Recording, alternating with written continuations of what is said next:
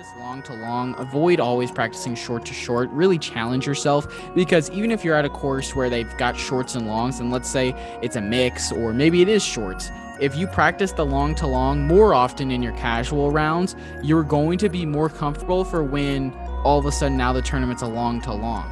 And then so you're not learning as much as you can to improve your form because you're changing so much stuff every single time. As opposed to, if you're going out to practice or if you're going out to field work. Putting with one putter in your practice sessions is better than having a stack of them, because every single putt you take is a make or break putt. Welcome in, everyone, to the Chain Clankers Disc Golf Podcast. I'm your host, Quentin Ferris, here, joined as always by Horacio Gonzalez. We've got a fantastic episode for you guys today. I just got done competing in my first tournament in well over 6 months. And let me tell you what, folks, I'm here to give you the tips and tricks and things to avoid for your next coming tournament. I learned a lot this tournament, and I believe that there is a lot for the listeners at home to learn as well, things to avoid. So that's definitely some stuff we're going to be talking about today. We've also got some driving tips and updates that we've kind of been doing that we think could help you as well, and maybe unlock a couple extra 20, 40, 50 feet and be a little bit more accurate on your drives. But let's go ahead. Let's bring in Horacio. Horacio, how are we doing today, man? I'm good. I'm excited to talk to you about this tournament. I unfortunately did not get to compete in this tournament this weekend just because I had stuff going on and I just did not want to. I could have, maybe done it, but it was a 2-day event, 3 courses. I would not have done well just from being exhausted. But I was kind of disappointed I didn't get to do it, but I was also not super disappointed just because of how massive the tournament was. It's a really cool tournament our city puts on. It's called Keeper of the Chains. It's 3 different courses. Last year was 2 different courses, but it's just some of the courses around Wichita. And it's really cool. I like how they do, they put a bunch of different local courses into the tournament. But personally, I feel like I would rather do a 2-day tournament, 3 rounds at one course, as opposed to 3 big rounds at 3 different courses. I mean, you played it, I guess you've played somewhere it's only one course. Would you agree that you would rather do that, or did you enjoy doing 3 different courses? I think it's cool because it's not something you do every weekend, because most weekends you're only playing the one course. So I think it is kind of cool that you have the ability in this one tournament to kind of travel around and, be able to play a couple of different courses. Now, on the flip side of that, it makes your practice time so much more important, and you get less time to practice. I only got a practice round in at 2 of the courses, and one of those courses, that was the first time I'd ever played the course. So it's one of those catch-22 things where it's nice, it's fun, it's unique, it's really cool, but also you as a player, if you're not able to really get in time to practice, or you don't really know those courses, it could be kind of tough. And let's say you're at a course where you just have a stinker, and in the layout you just are not scoring good, and now you got 2 more rounds at that course of not scoring good, where at least there's the upside in the potentiality of going to a different course. Who knows what could happen? Maybe the guy who shot the hot round now has the worst round out of the division at this next course. So I think that's kind of fun and kind of unique for sure. But definitely not something I would want to do every single weekend. Yeah, I just know personally, from the few tournaments I've done, I did the Keeper of the Chains last year, so similar setup. But the other tournaments that we have done and I have done where it's been the same course, I always shoot better my second or third time around at that tournament. My first one, is kind of, even if I've practiced it, it's kind of like getting the nerves out, getting loose. And then even after taking a lunch and already playing 18 holes, I typically always shoot better the second time around. So I guess that's kind of why I say that I would prefer to do that kind of tournament, because I could be more consistent. If you make certain mistakes, like, the second time around what to avoid, what mistakes or what you can improve on, and you can have a more consistent tournament, I guess, better idea of what your game is, as opposed to this, 3-course tournament. It's hard to tell, we're going to talk about this, but it's kind of hard to tell what you were doing wrong or what you were doing right, because it's all 3 different courses. One's a little bit more wooded than the others. One has more OB than the others. One is a lot more wide open, a lot more bigger drives. So it's different disc golf every single time. So, you finish one and you're like, God, my approach shots aren't doing that great today, or like my wooded touch shots aren't doing that great. And then now you go to a course where there's none of that. So now you have to focus and learn, or I guess focus on other items of your game. They're going to help you compete in that course, as opposed to, a tournament where it's the same 3 courses. You don't have to kind of stress about that. Yeah, I feel that for sure. It's one of those things also where it made me want to, you and I, run a Chain Clankers tournament of some kind. And instead of 3 rounds, it's 4 rounds over 2 days. And it's at Oak and Millbrook, or, one or the other. I don't know. The whole time I was like, man, it would be so fun to run a tournament, and we could probably do that pretty easily. And so, yeah, that was just something that continued to go into my mind. And so, yeah, I don't know. I just a random thought I had that I wanted to put out there. If you would come to our tournament, let me know. Comment down below. Let us know on Instagram. But yeah, it's truly one of those things where glad I got to experience it. Haven't played in quite a while in a true competitive nature like that, and I think it has almost kind of hit the reset button on my disc golf game and allows me to come to the show with a new perspective and new things that I want to learn from pros that can help other players learn as well, instead of just being like, yeah, nah, bro, I'm good. I don't have a rating, but this is what I'm rated. So, it really does hit the reset button. So I'm very appreciative for the tournament, but I guess we'll go ahead and get into it. This was my first ever advanced tournament, and I did not come in last. So that was my only goal, not to come in last. If I would have played in intermediate, I think I would have finished top 20. If I would have played rec, I would have finished top 10. I finished like, I can't remember if I said it. I think I finished 35th in advance, something like that. But each pool, I mean, advanced had 45-ish, and then the other 2 pools had upwards of 60. So, just to give you a little bit of an idea of kind of what the pool sizes looked like. So I'm pretty happy with my overall finish, and I just know that there's so many things that could be cleaned up. So I'm going to start off with my first kind of tip, and it's take care of your body, people. Oh my gosh, my body is in truly so much pain. First off, just because my back hurts every day at work, just I don't know why, it just does from sitting in an office for 8-9 hours a day. So my back hurts a lot. I need to go to the chiropractor. I'll let Horacio kind of talk about preventative maintenance here in a sec, but that hurts. And also, I've not played 36 holes of disc golf in one day in so long that I woke up the next day for round 3 and I literally thought I could not throw a disc. My shoulder hurt so bad and was so sore, and it's still sore. So I really was like, oh my goodness, how am I going to get out there and throw? So yeah, just super sore. So I think something to take away from this is, if you've got a tournament coming up in 2 weeks, really take the time to get your body acclimated to tournament disc golf.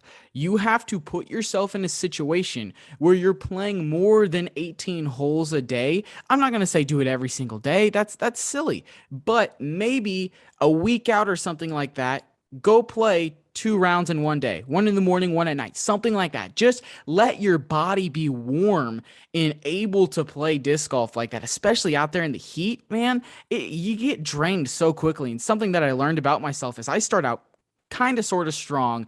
I'm in it to win it. And then all of a sudden, but like hole 9 rolls around and mentally I'm just not there anymore.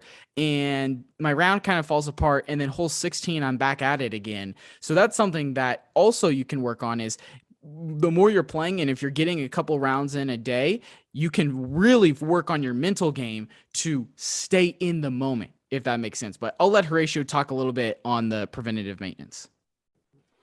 Yeah, first off, I'm gonna say you got so lucky that the weather was nice Yeah, and it I wasn't really hot. did. It actually, I'm gonna take that back. It wasn't 100 degrees and hot. It was like 85 to 90 hot, but because it had rained the 2 days prior, the humidity was so hot. Like literally today, my tea time was 9:50 in the morning, and from the time I walked from my vehicle to the pad to then basket one, my back was completely drenched. And my forehead was drenched, my arms were drenched, so much sweat. So even though the temperature wasn't 100 degrees, the humidity truly made it so hot that it really wasn't that big of a difference. I don't know. 3 rounds out there, especially that third course where it's wide open, the sun beating on you at 100 degrees. Oh, it would have been That worse if it was it 100 would have degrees. been. I'm just saying it wasn't a cakewalk. It's not like it was Yeah. 69 Yeah, degrees. That would yeah, have been no, pretty for nice. sure. I know I woke up yesterday and then today also, and I was like, wow, this is like perfect weather for disc golf. Obviously, it's not like 70 and, no humidity, but it was I a wish it lot was nicer every than it's day. been all week. Yeah. But yeah, so a little bit on the preventive maintenance, like we were talking about. I myself, I used to do powerlifting in high school, and so I was hardcore into lifting heavy weights for fun, and I was really good at it. But I mean, as a high schooler, you don't care about your body. You kind of, it's kind of living in the moment, kind of think you're invincible. And I think between doing that and doing soccer, which you can get beat up in soccer quite a bit, I just kind of jammed up my body, and I think it started to catch up with me, a few years later, like during college. And so I had back issues and neck problems, really uncomfortable neck pains and stiff neck kind of thing. And I had to go and see a chiropractor.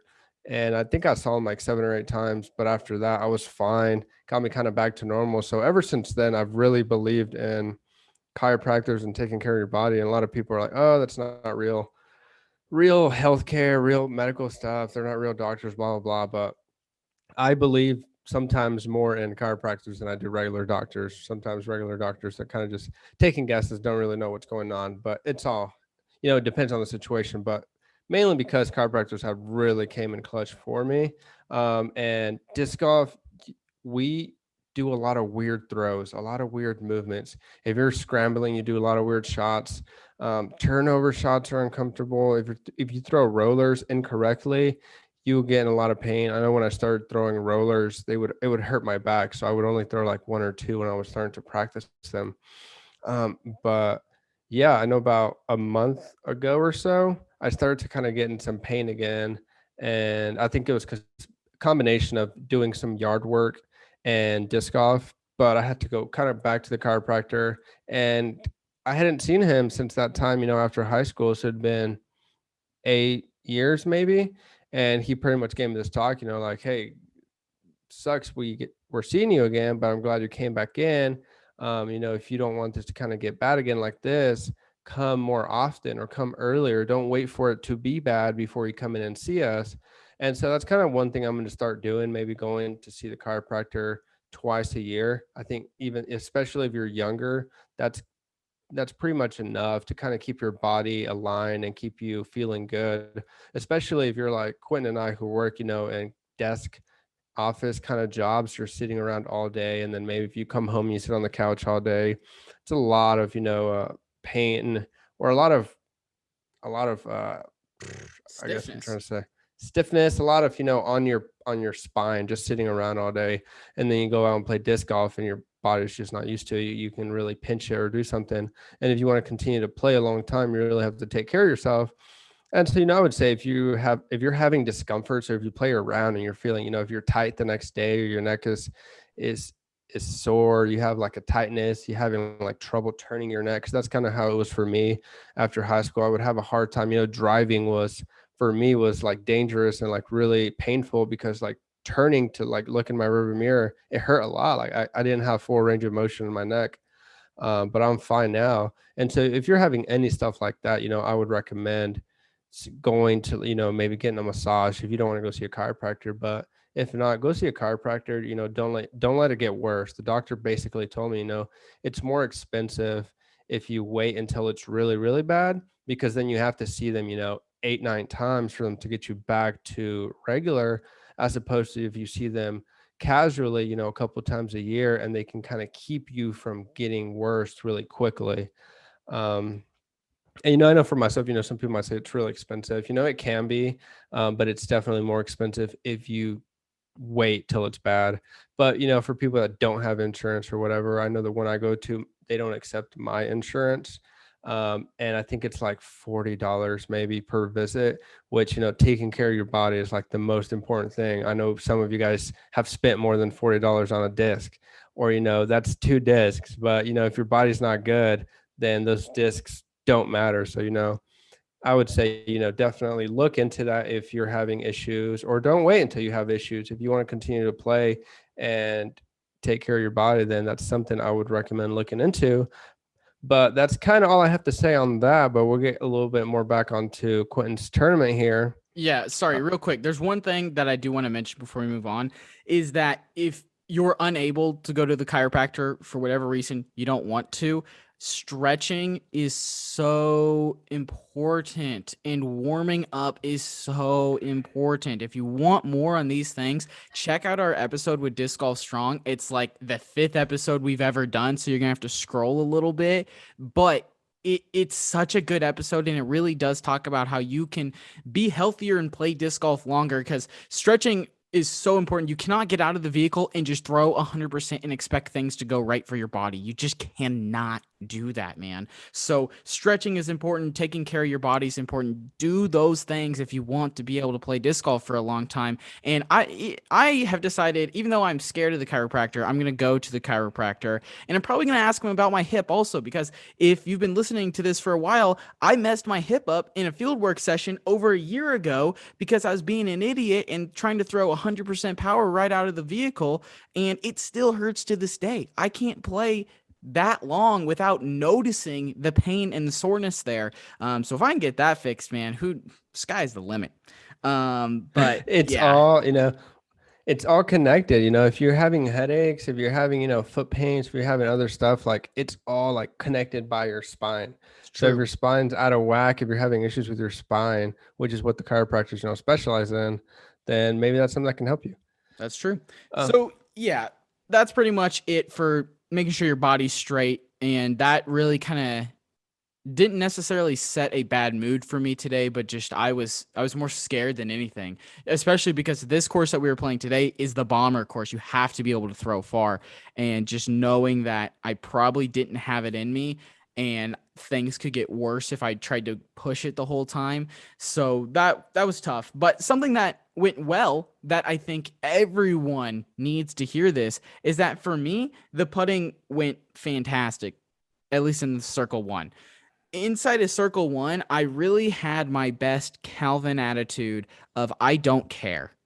This is going to go in, and it is what it is. And I was literally telling myself, as I was going through my routine, I just kept repeating, you will make this, you will make this, you will make this, you will make this, you will make this. And every single time, except for literally the 3 times I wasn't saying anything, I made every putt, and I missed the 3 times I didn't say anything. So having a positive mindset, telling yourself you are going to make this, I really do think helps. And it's one of those things where just getting those nerves to go away. I almost think that talking to yourself, keeping your mind engaged like that, will help your body not be as tense when you're trying to putt, which in terms will allow you to putt how you would normally putt in the backyard. So I think whatever you can do for yourself to make a tournament putt feel like a backyard putt is what you need to do in order to make more of your putts during the tournament. And so I think that putting is so crucial, and doing that will really, really help everyone here. Another thing about putting is that miss some opportunities from circle two. That's something that I love to do, and it's annoying because I've gone on the podcast the last couple of shows being like, oh, I'd rather be 35 feet to 25 feet. I missed some 35 footers this weekend. Okay, I probably went 3 of 7 and was just disappointed because I think about 3 of them, no, excuse me, one of them hit the band, and then the other ones were probably within just a couple of inches of going in, but just like Raven said in our last episode, you got to hit the pole. If you're not hitting the pole, you're opening yourself up to missing. And what I was really proud about, though, was the fact that every time there was a miss from circle two, and I would be now 20, 25, 15, whatever, however many feet away I was, never missed a comebacker, which I think is critical that if you are going to be a disc golfer who runs circle two putts, you have to be able to make the comebackers. Horatio, do you ever put yourself in a situation where you, I don't know, maybe miss on purpose or just kind of like practice those like comeback putts or I don't know, try to put yourself in a situation of like, hey, here's the pressure of trying to hit a comebacker? Not really. I would say the closest thing is when I go and do practice rounds, and if I take 3 shots on the tee, instead of taking the closest one, the one that's like a guaranteed birdie, that's like 10, 15 feet out, I take the one that's the farthest out. So I take the most difficult putt and kind of make it's because then it's not a guaranteed birdie, and it's more of kind of like a par birdie, I guess I would say. So that's kind of something that I do instead of practicing those easy ones. But I would say, your putting you did really well this weekend, but I see on your story quite a bit, and you've been practicing. Like, sometimes you get off work late, you may not have time to go play around, you don't have time to go play league night or whatever, but it doesn't take that much time to go and practice for a bit in the yard. Do you think that has helped you? Did that help you leading up to this tournament? Absolutely. Today I wasn't able. I probably put in maybe like 9 practice putts before this round, just because my body was in so much pain that I didn't want to push it too hard. But yeah, literally, man, I can't. I want to say it was our episode with Tristan Tanner. I want to say maybe I've got the wrong guy, but I want to say it was Tristan Tanner where he said when he first got into disc golf, he literally putted like 1,000 times a month or something like that and got good at putting really quickly. I might have the guess wrong, but I remember one of our guests saying that a while ago. And yeah, that's 100%. I've put on our Instagram story multiple times of me out there 5, 6 a.m. getting putts in, after league night at 9 p.m. or whatever it is. And I try to, every time I take the dogs out, I try to get some putts in while they're doing whatever the heck they're doing, and that's just a opportunity because I mean they have to do that. I have to be out there anyways, so I might as well be putting and getting better at it. And I'm practicing a lot of those 20, 25 footers where initially, even over the winter when I was practicing putting, I'd be at 20, 25 feet and I'd be like, oh my god, how do people make these? This is so far. This is taking literally a full power sand for me to make this. And now that's not even the case. So I really do think this last month I haven't been able to play as much, but I have been able to putt a whole lot. And so I really do think that that putting has helped a lot. I also will caution you that I'm almost of the thought that putting with one putter in your practice sessions is better than having a stack of them because every single putt you take is a make or break putt. Every single putt you take is like you're in a situation in a tournament, in a league night, in a round where you're putting. It's not just, oh, quick fire, quick fire, quick fire, quick fire, or oh, I missed that. Not a big deal. I've got another one. Unless you're able to, with that stack, completely reset what you're doing, then I almost think it's more advantageous to just go with one putt at a time.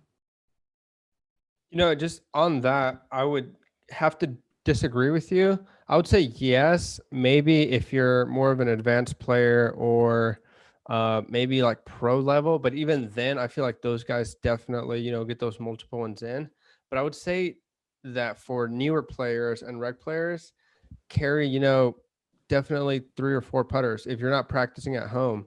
I would say don't focus on making them. I think it was Eagle McMahon on a vlog he did or whatever. He was like, "This is like any other sport or like weightlifting or anything else. It's muscle memory." How you were just talking about, in the winter, those 20, 25 footers, you were like, "This is so far. How do people make these?" And now you're like, "Okay, these are a lot easier." That's not because you've necessarily gotten better at putting. That's because you've increased your muscle memory to where it's easier to make those putts, but also you've gotten better at putting because of that. Your muscle memory increases, that muscle gets stronger, your form gets better, you're more likely to be able, give yourself a better chance to make that putt. So I think, if you're practicing at home and you have 4 or 5 putters and you're just practicing in your backyard and you're just wanting to get better at putting, don't focus so much on making, 4 out of 5 or making all those putts. Focus on your form, focus on your routine, on your timing, and just get that muscle memory. the more you get that muscle memory, the easier those putts will become.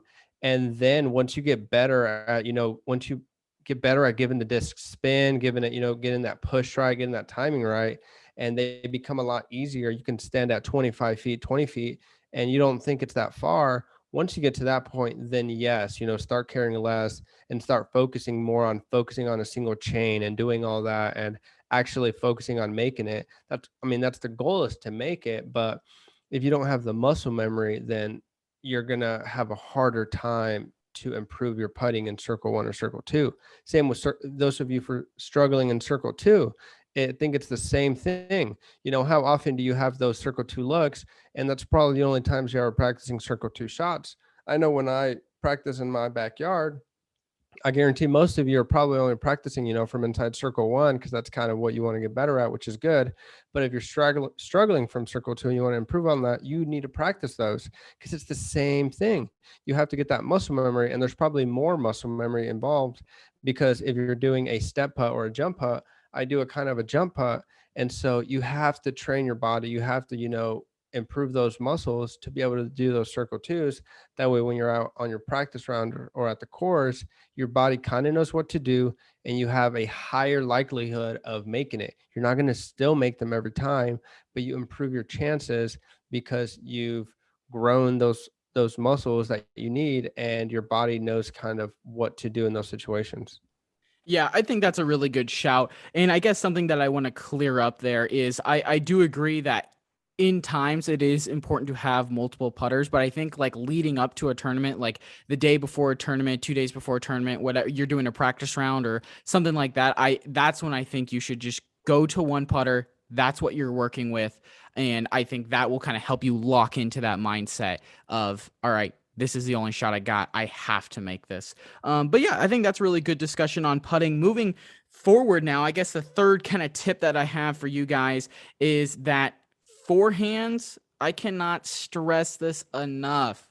Work on your forehand. Do not be the guy or gal who can just throw a backhand. You are not going to find the success you want if you don't have a forehand. And I don't want to hear, well, Calvin doesn't throw a forehand, or oh, James Conrad doesn't really throw a forehand. Those two are the elite of the elite. They are what we call outliers in a sample of disc golfers.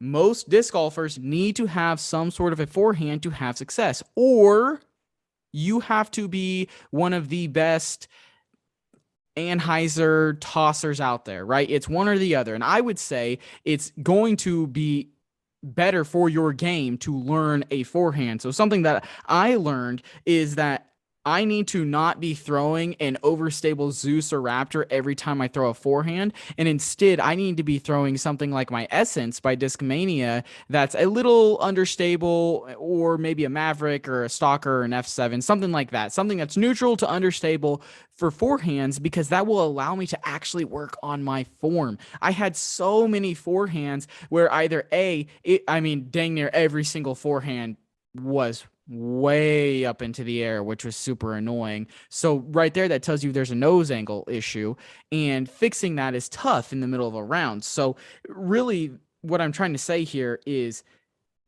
go with a neutral to understable forehand and just work on it. Practice it and get your form down.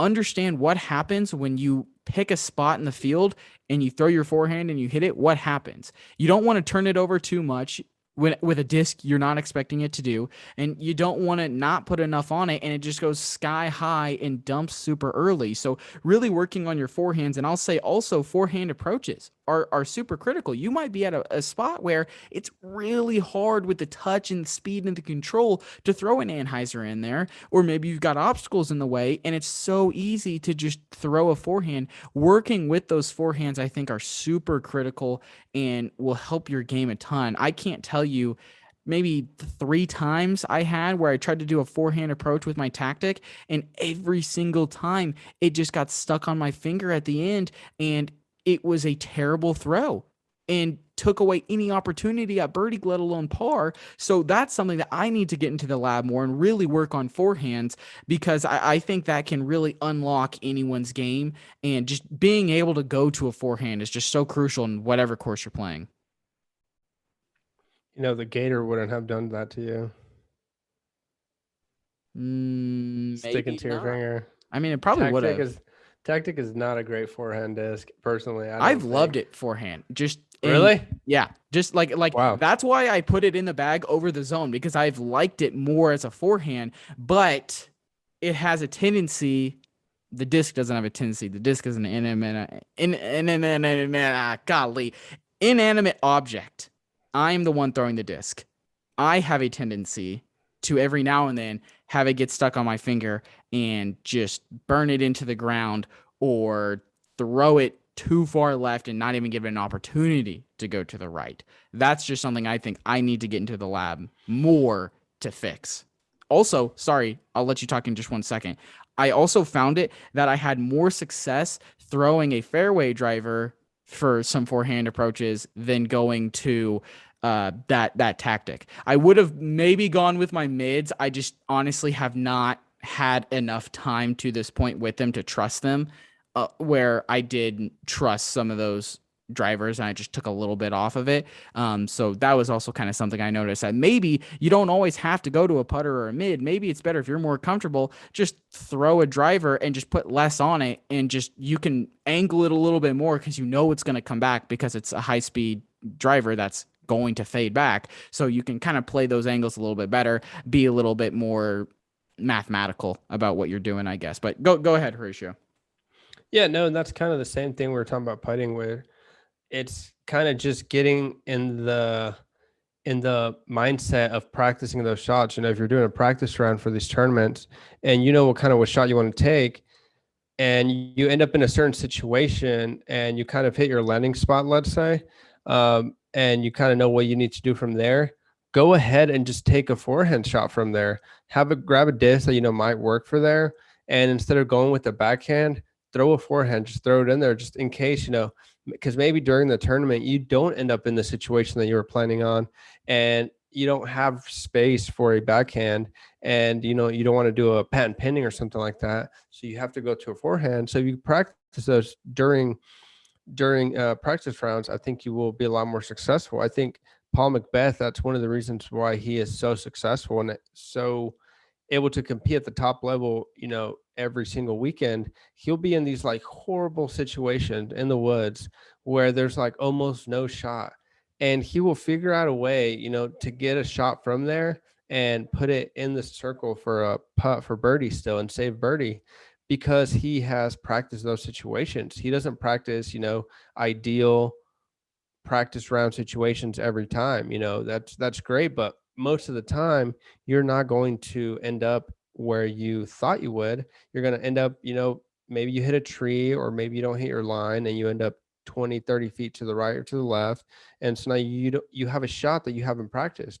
So if you can do those during the practice rounds, it's better to have that at least in your memory, so that you can go to those shots during your actual round. But talking a little bit about forehands, I know, when you go to do field work, how often do you practice those? This last week, I would throw down with a backhand and then I'd throw back with a forehand couple of times. So I probably put in like 20-ish throws a session with the forehand. Okay. I know something that helped me, because I've kind of struggled with a forehand and I'll throw it on the back burner, won't really pay much attention to it for a while. But one thing that was helping me gain some improvement is, instead of, throwing a bunch of shots with, pretty much my whole bag with a forehand, I would continue practicing on my backhand, because I think that that is my superior throw backhand. You need to work on one more than you do the others. Um, Perfect one, I guess, and then work on the other one to get it up to speed. But one thing that was helping me is to only pick one or two discs for that day or for that round that I was going to practice forehands. Because when you throw, 15 different discs, you have to adjust your wrist angle, you have to adjust your nose angle, and then so you're not learning as much as you can to improve your form, because you're changing so much stuff every single time. As opposed to, if you're going out to practice or if you're going out to field work, and let's say you're working on just backhand drives or something, but you also want to work on your forehand a little bit, pick 2 discs for that day, maybe 2 fairway drivers that, when you go back, you're going to throw them backhand or throw them forehand both ways, but you're only going to throw those 2 discs the entire practice round or for the entire span of your field work. And then you can figure out what those discs do based off of what your body is doing. And then once you can figure that out, you can change those discs and go to others and see the differences. Keep the form the same, change the disc. I've always felt that that has been easier for me, keep my form the same, throw the same 90% of the time, change the disc. I think that's one thing a lot of the pros do, as opposed to, throwing certain discs or throwing all discs in different ways, changing up your form to throw a certain disc. That's kind of why I throw so many hyzer flips, because that's kind of how my form is. And based off of my form, these discs work well for me. And it's the same thing for forehand. Yeah, that's great advice. That is something that I really am kind of catching on to as well. It's, keep the form the same, do the same thing, be a robot, make things the same, just interchange the disc for what you want it to do. So I think that's really good advice. I think the last kind of tip slash thing to avoid that I have is practice long to long. Avoid always practicing short to short. Really challenge yourself, because even if you're at a course where they've got shorts and longs, and let's say it's a mix or maybe it is shorts, if you practice the long to long more often in your casual rounds, you're going to be more comfortable for when all of a sudden now the tournament's a long to long. Or maybe leagues long to long, or the baskets got moved and now they're in the long position. If you practice that, you're not as fearful of it and you're ready to go, and you can have expectations and you can have shots in your head and you can know what to do. Practice difficult shots. Put yourself in situations that are not ideal. Working on those shots that are less than ideal will make you a better disc golfer, because let's be honest, the tree that you don't even think you're going to hit, you've never hit it on this hole, you're probably going to hit it in a tournament. Maybe, maybe not. But you have to be prepared for what happens if you hit this one branch you've never hit before. And now you're 100 to 200 feet back of where you're normally at. Or now you're 50 feet right out of position and you've only got a forehand that you can throw. Now you're OB and you have to somehow save par. Like, putting yourself in situations that are not ideal makes you a better disc golfer and allows you to grow your game, and you're going to feel more comfortable, because the worst thing that can happen to you is feeling uncomfortable on the course. That is what leads to higher and higher strokes and higher scores. So I really think being uncomfortable in your practice rounds, in your casual rounds, working on those things will really help you a lot. And this kind of ties in with learning to throw with touch is so critical, because for me, a problem that I'm having right now is, for whatever reason, when I'm not trying to throw 80 to 100% every single time, I just cannot get the disc to do what I want. It will go straight for a little bit and then just dump left.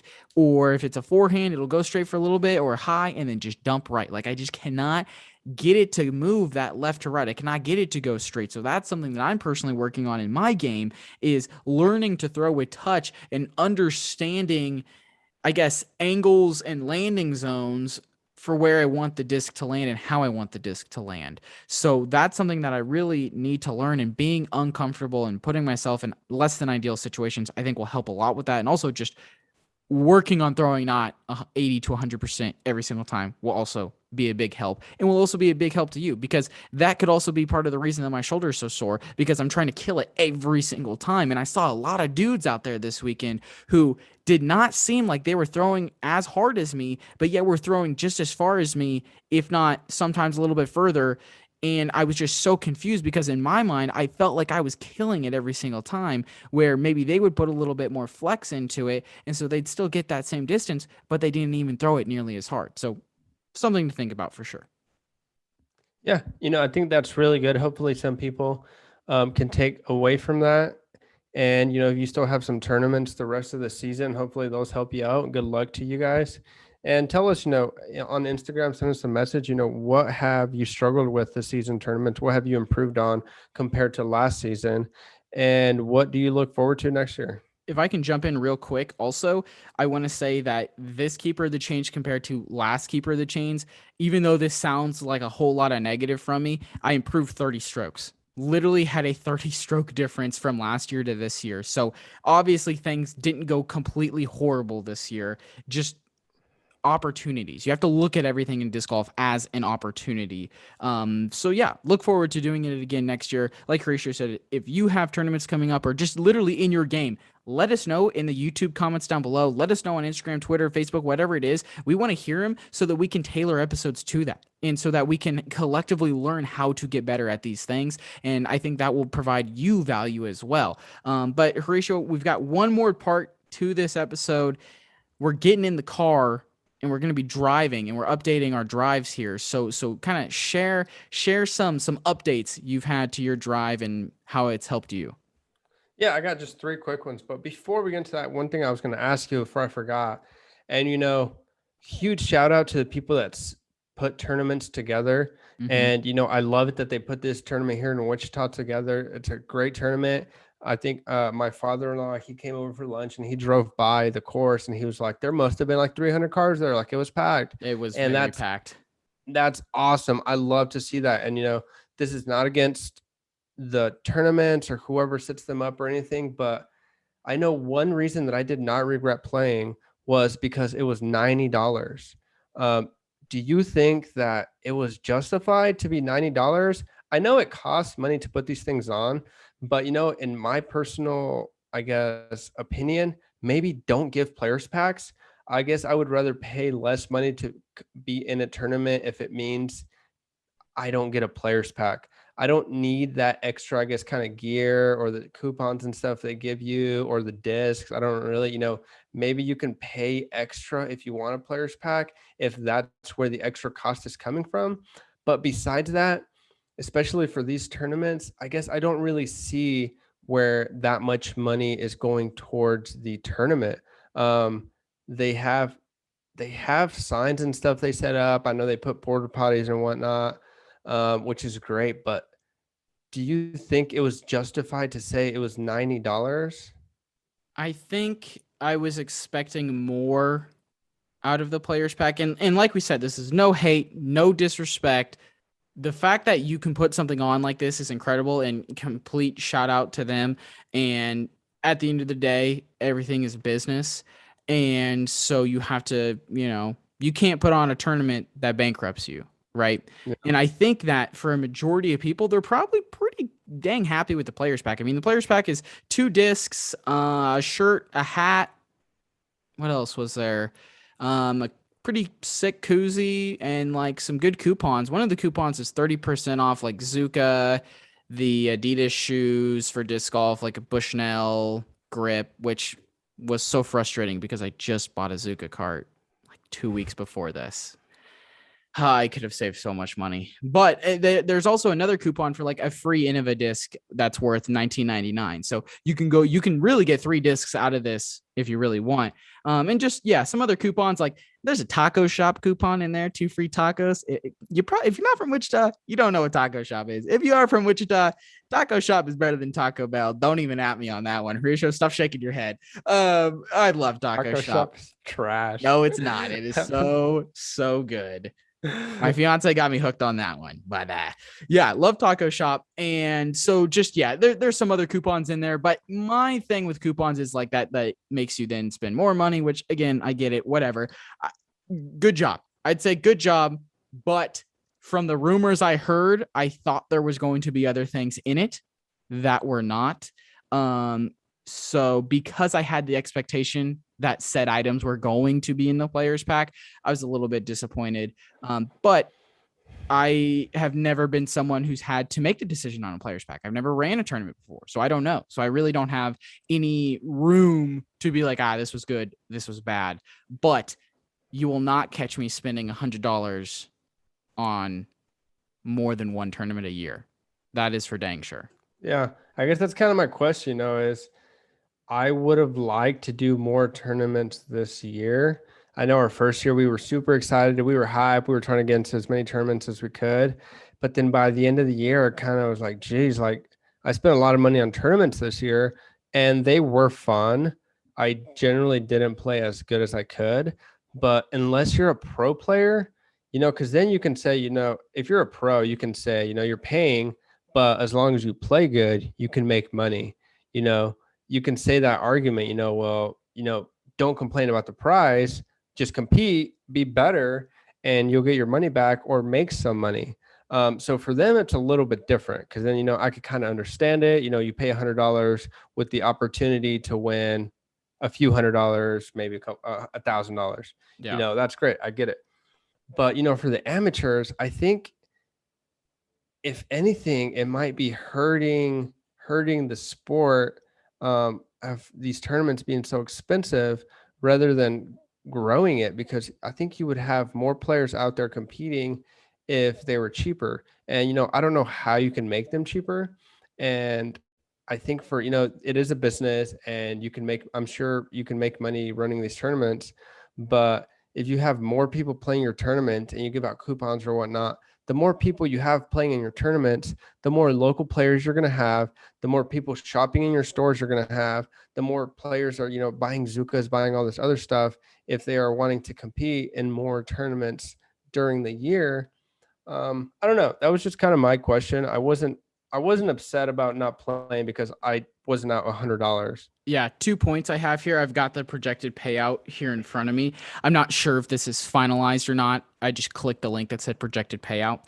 First place in MPO this weekend, they paid like $100 or whatever to get in, and they would have walked away with $1,119. So that's 10 times your investment. Second, 737. Third, 568. Fourth, 438. Fifth, 358.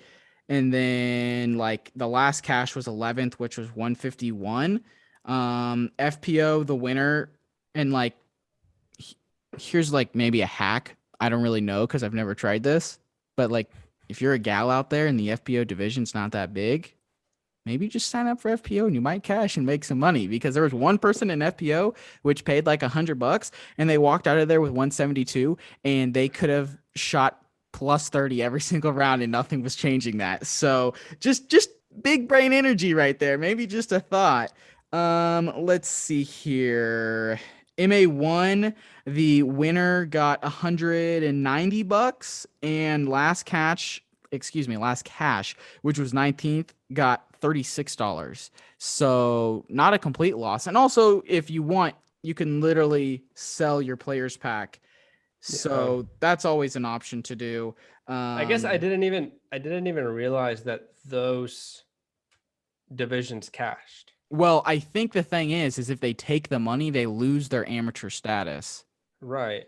So I honestly don't know. I just see it on this projected payout. So maybe someone at home, if you understand like what that line is, let us know on Instagram, comment on YouTube, whatever it is, because that would kind of help further this discussion. Maybe we can even have a hot take episode about that. But I mean, who knows? Maybe we run a tournament and we don't offer a player pack unless you choose to pay for one, and entry fee is like $10 or whatever it is. I don't know. Maybe a thought, maybe an idea. Let's move on here. Talk to me, Horatio. What are your three kind of updates, tips that you've got going on for someone who wants to improve their driving? Yeah, so I'm someone that constantly wants to be improving. You can constantly be getting better. Even if you're getting closer to hitting those birdies, getting closer to hitting those aces, or you're getting better than your friends, it doesn't mean you're done improving. You can always improve. And I'm always looking to get more distance, to get more accuracy. And so these are kind of just things that I've been incorporating into my practice, and I've noticed them help me the most. And this is just based off of watching YouTube videos, watching tape on different players, kind of just studying them and seeing kind of what they're doing, and then just trying to see, what actually they are doing with their body.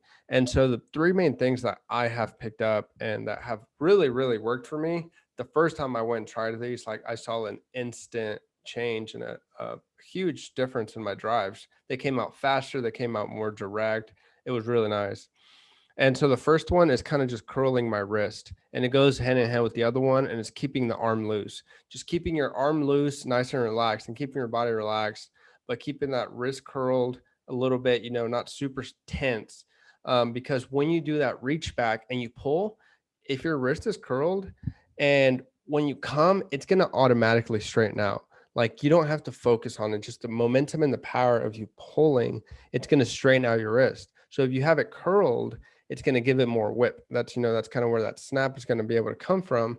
And if you keep your arm too tight, you're not letting it do its natural whip, motion. So if you keep your arm loose, it's easier for your when your arm comes through to be able to whip.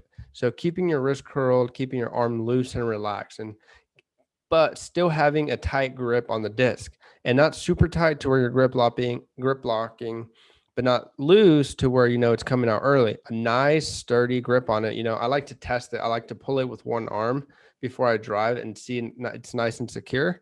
But then focusing on having your arm loose. It takes practice, keeping your arm loose but having a tight grip, but it works. It makes a difference. And then the other one that has made a huge difference is using your left shoulder for power and momentum. I think on the reach back and on the drives, a lot of us focus on that reach back, turning and putting the arm back, rotating your right shoulder and doing your reach back, keeping your arm out, all of that.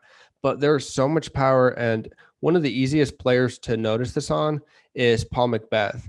There's a bunch of other players that you can see it, but I feel like kind of exaggerates it.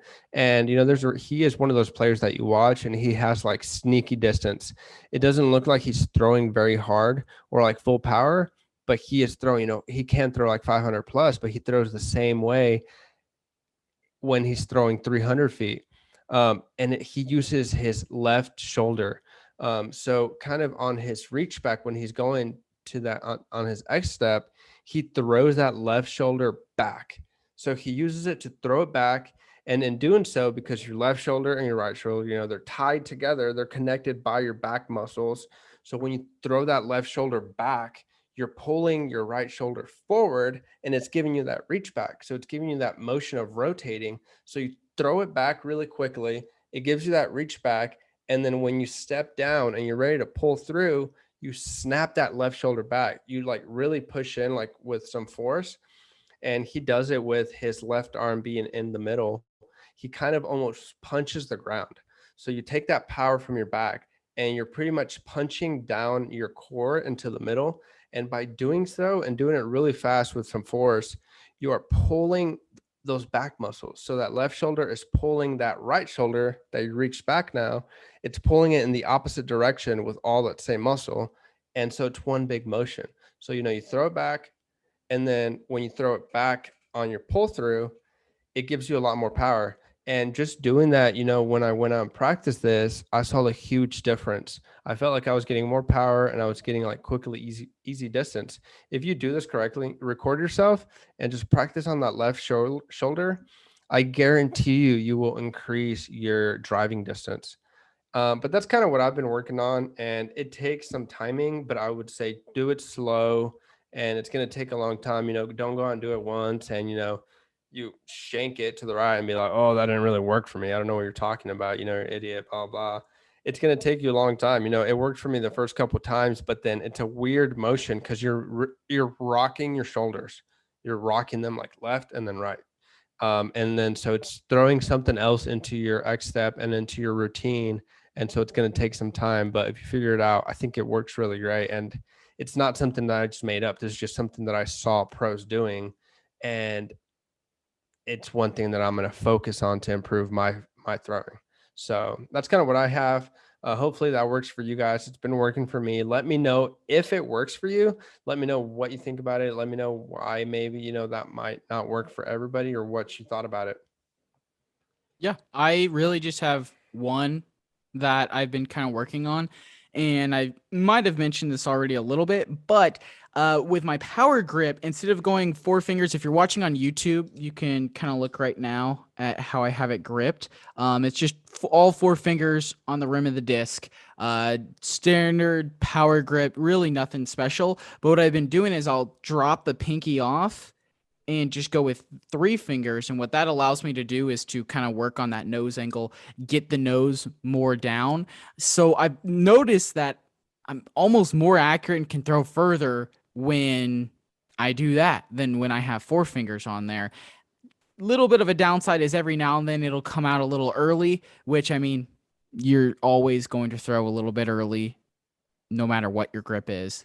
But I have noticed every now and then I have let go of it a little bit earlier than I've liked, but I'm also less likely to shank it just because of the pure speed that's coming off. I'm more likely to release on time than I am with four fingers. So that's just kind of something that I've been working on. It's worked for me. Literally the first time literally the first time that I tried this on a hole that I never even came close to getting.